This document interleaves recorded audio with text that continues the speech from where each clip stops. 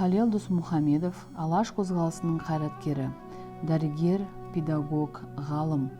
Ол 1883 жылы Атырау облысының Тойсойған жерінде Қызыл Қоғын ауданында дүниеге келген. 1902 жылы Орал әскери нақты училищесін бітірген. Бір жылдан кейін ол Санкт-Петербург императорлық әскери медицина академиясына оқуға түсті. 1905 жылы Оралдағы 5 облыс делегаттарының съезінде Қазақ Конституциялық демократиялық партиясының орталық комитетінің мүшесі болып сайланды. 1909 жылы академияны бітіргеннен кейін алдымен Пермь губерниясында, содан кейін 1-ші Түркістан, 2-ші Орал қазақ-орыс атқыштар батальонында кіші әскери дәрігер қызметін атқарды.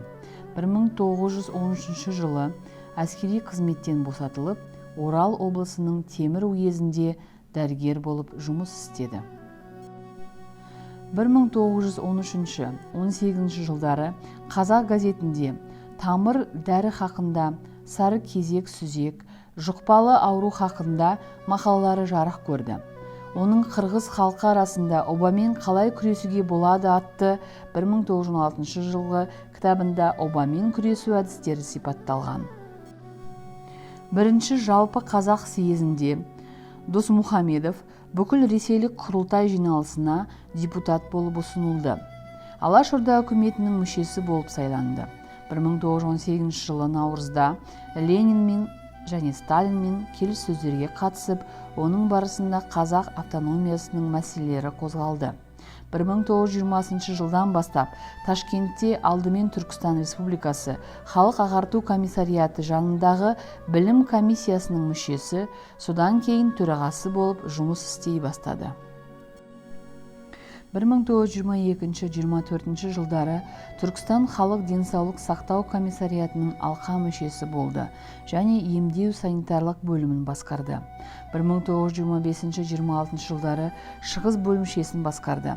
1926 жылы Қазақ мемлекеттік баспасының басқарма мүшесі және меңгерушісінің орынбасары болды.